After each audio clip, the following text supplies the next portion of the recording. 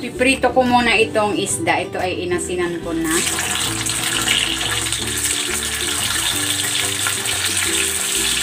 May naligaw na isa. Di ko alam ang pangalan niya.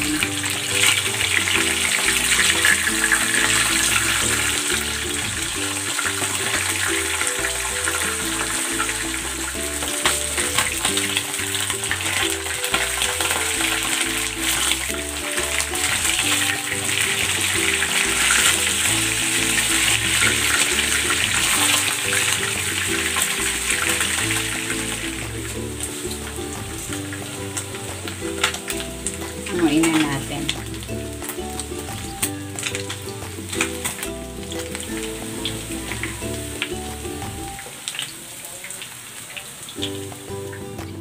Maglalagay ako ng tubig dito sa kawali.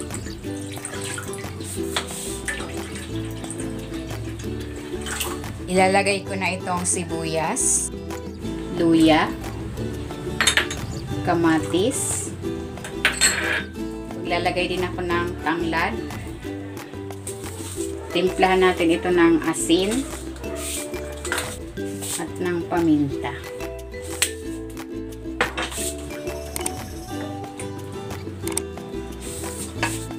Takpan natin. Ayan, pakuluin muna natin yan.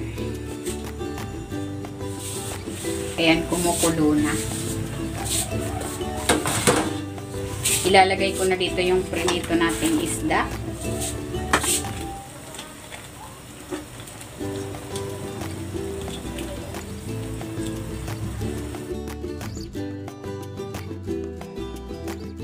Ayan, nilagay ko na yung talbos ng kamote. Lagay na rin natin tong siling green.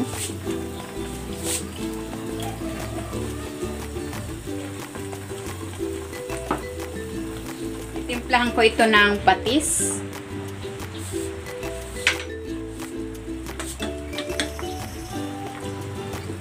Ayan, napakasimpleng luto lang nito. Pero ito yung masarap.